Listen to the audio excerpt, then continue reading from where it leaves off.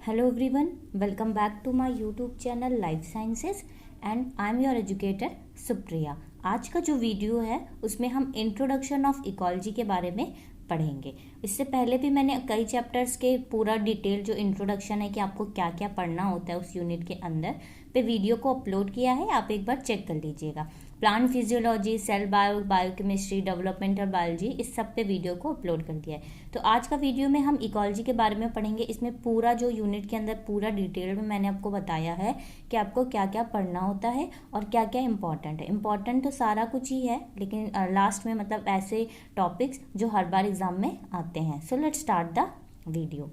तो सबसे पहले यहाँ पे मैंने लिखा हुआ है हैबिटाट एंड नीच के बारे में। ठीक है, इस पे मैंने वीडियो को भी इकोलॉजी पे मैंने बहुत सारे टॉपिक्स पे ऑलरेडी वीडियो को बनाया भी है, बहुत ही ईजिली एक्सप्लेन भी किया हुआ है विथ डायग्राम। तो आप प्लेलिस्ट में जाके चेक कर लीजिएगा। हैबिटाट एंड नीच में आपको सबसे पहले तो हैबिटाट पढ़ना होता है, मतलब हैबिटाट क्या होता है और नीच क्या होता है ये पढ़ना होता है। नॉर्मल सी सिंपल सी डेफिनेशन इनकी पढ़नी होती है।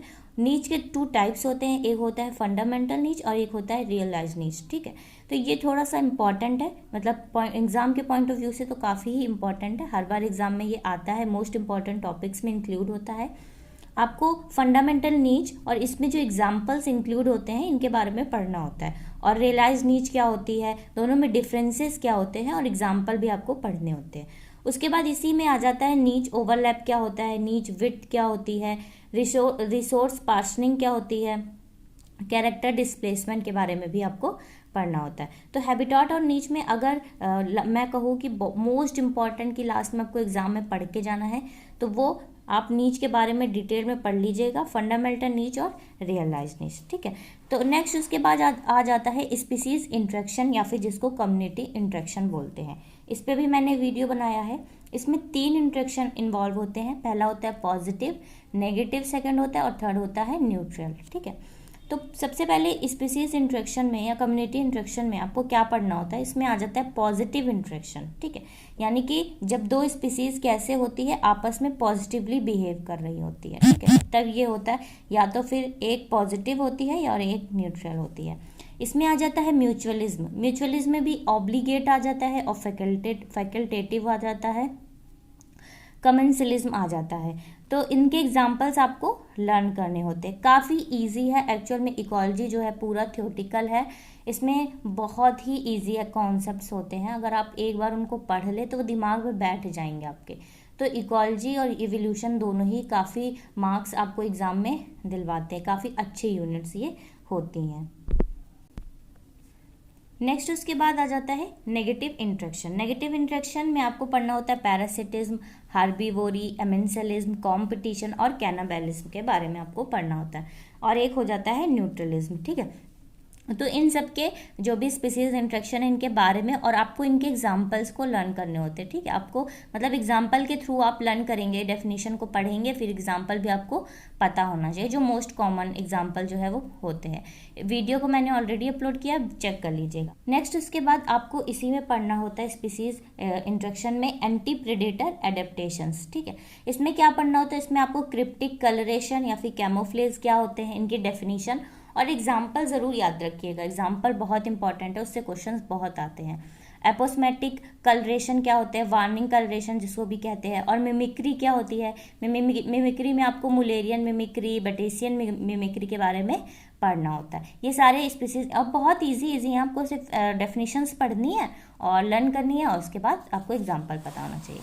फिर उसके बाद एक आ जाता है 5 हाइपोथेसिस। 5 हाइपोथेसिस में ये इसमें क्या है कि आपको diversity stability hypothesis, rivet hypothesis, redundancy hypothesis, keystone और आइडोसेंट्रिक, ठीक है, सिंक्रेटिक, इसमें आपको ग्राफ पढ़ना होता है। ठीक है, ये जो 5 हाइपोथेसिस होते हैं ना, इसमें जो है वो ग्राफ इंपॉर्टेंट होता है। आपको बहुत ईजी है, आपको सिर्फ 5 के ग्राफ को डेली बेसिस में क्या करना है, प्रैक्टिस करनी है। काफ़ी इंपॉर्टेंट टॉपिक है, हर बार एग्जाम में आता है, और आपको बस ग्राफ नाम देखने हैं और ग्राफ को ड्रॉ करना है। ठीक है, बहुत इजी क्वेश्चन है।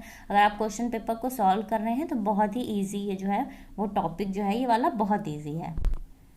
नेक्स्ट इसी में आ जाता है टाइप्स ऑफ स्पीसीज। इसमें आपको इन्वेसिव स्पीसीज क्या होती हैं, कीस्टोन कौन सी होती है, अम्ब्रेला, फ्लैगशिप, फ्लैगशिप और इंडिकेटर स्पीसीज के बारे में आपको पढ़ना होता है और इनके एग्जाम्पल्स को भी पढ़ना होता है। तो ये ओवरऑल हो गया स्पीसीज इंट्रैक्शन के बारे में, जिसमें आपको जो भी पढ़ना है मैंने सब बता दिया और काफ़ी ईजी है, आपको आसानी से जो है वो लर्न हो जाएगा।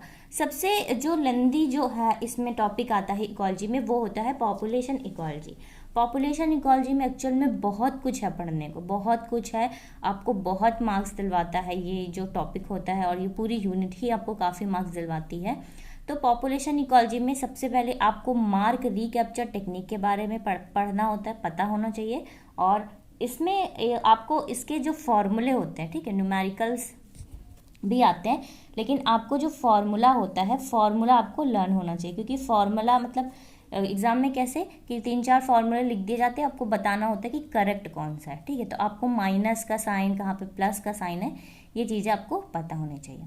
उसके बाद नेक्स्ट इसमें पढ़ना होता है आपको पॉपुलेशन डिस्पर्जन। इसमें रैंडम डिस्पर्जन, यूनिफॉर्म और क्लम्प डिस्पर्जन आ जाते हैं और इनके एक एक एग्जाम्पल। नेक्स्ट उसके बाद आ जाता है पॉपुलेशन ग्रोथ। अब ये पॉपुलेशन ग्रोथ एक्चुअल में बहुत लेंदी है, इसमें काफ़ी कुछ है पढ़ने को आपको। इसमें आपको पॉपुलेशन ग्रोथ, पहले तो आपको पॉपुलेशन के बारे में पढ़ना होता है, ठीक है, पॉपुलेशन कब इंक्लाइन हो रही है, कब डिक्लाइन हो रही है, सारी चीज़ आपको पता होनी चाहिए, बेसिक पता होना चाहिए। एक्सपोनेंशियल ग्रोथ कर्व क्या होता है, ज्योमेट्रिक ग्रोथ कर्व क्या होता है, लॉजिस्टिक ग्रोथ कर्व के बारे में आपको पता होना चाहिए। इसमें आपको फॉर्मूला, ग्राफ्स, थ्योरी और न्यूमेरिकल सारी चीज़ आपको पता होनी चाहिए।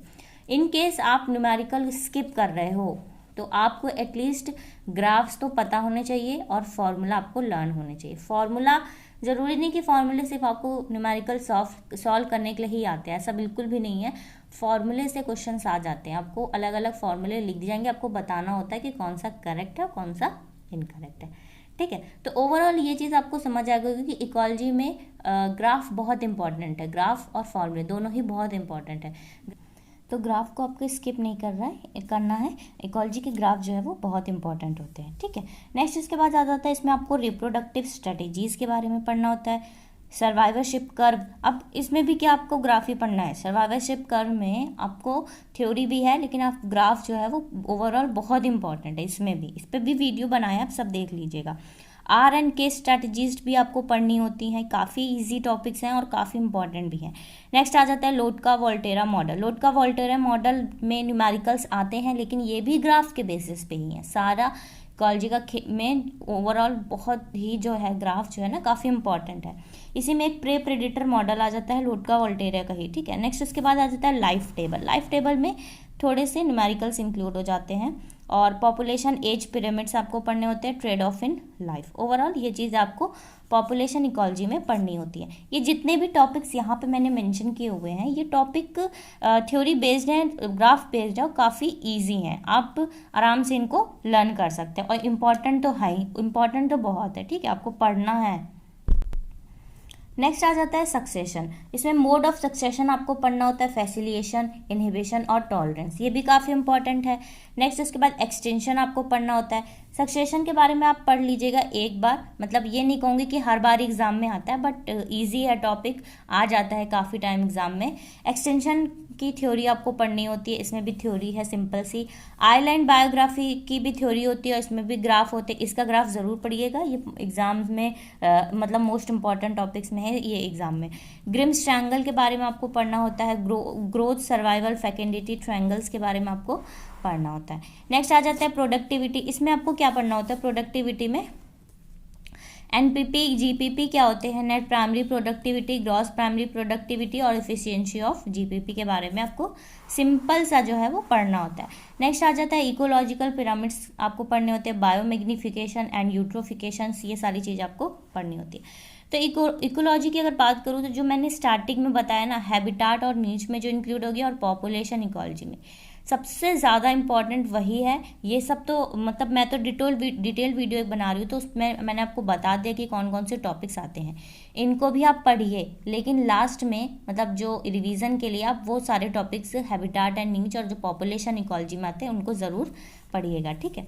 उसके बाद आ जाता है इकोलॉजी रूल्स। इकोलॉजी रूल्स में एलेंस रूल्स आते हैं, ग्लॉजर्स रूल्स आते हैं, शेल्फोर्स लॉ ऑफ टॉलरेंस, ये सारी चीज़ें इसमें इंक्लूड हो जाती हैं। लास्ट नेक्स्ट में मैंने कुछ टॉपिक्स यहाँ पे लिखे हुए हैं। अप्लाइड इकोलॉजी और कंजर्वेशन दोनों ही मैंने एक में लिख दिया है। इसमें आपको इन्वायरमेंटल पॉल्यूशन जो होते हैं, बायोडाइवर्सिटी के बारे में आपको पढ़ने होते हैं, जो ट्रॉपिकल रेन फॉरेस्ट होते हैं, ये सारी चीज़ें जो मतलब लर्न करना काफ़ी डिफ़िकल्ट है, क्योंकि ये चीज़ें हम इतनी आसानी से याद नहीं कर सकते हैं। Trophic level and nutrient cycle conservations के बारे में आपको पढ़ना होता है। इस जो अप्लाइड इकोलॉजी है इससे बहुत ज़्यादा क्वेश्चंस नहीं आते हैं। सबसे ज़्यादा क्वेश्चन पॉपुलेशन इकोलॉजी से और हैबिटाट नीड्स से आते हैं। सबसे इजी तरीका है, सबसे पहले तो आपको सारे ग्राफ्स को एक जगह पे नोट कर लेना है। पूरे इकोलॉजी में जो सबसे इम्पॉर्टेंट है, जैसे सर्वाइवरशिप कर्व में जो 3 ग्राफ्स इंक्लूड्स होते हैं, ठीक है, एंड पॉपुलेशन इकोलॉजी में जो ग्राफ इंक्लूड्स होते हैं, ठीक है। ये सारी आपको ग्राफ और जो 5 हाइपोथेसिस हैं इनके ग्राफ्स आपको डेली देखने हैं। डेली आप देखेंगे तो आपको लर्न हो जाएगा, और फॉर्मूला, ठीक है। तो ओवरऑल ये वीडियो जो है पूरा इकोलॉजी का डिटेल वीडियो हो गया है। अगर आपको कोई भी डाउट हो तो आप कॉमेंट में ज़रूर पूछिएगा। नेक्स्ट वीडियो जो है वो मैं इवोल्यूशन पे लाऊंगी। इवोल्यूशन का भी मैं डिटेल वीडियो पूरा अपलोड करूँगी। So thank you so much for watching my video, और मेरे चैनल को लाइक, शेयर और सब्सक्राइब ज़रूर करिएगा।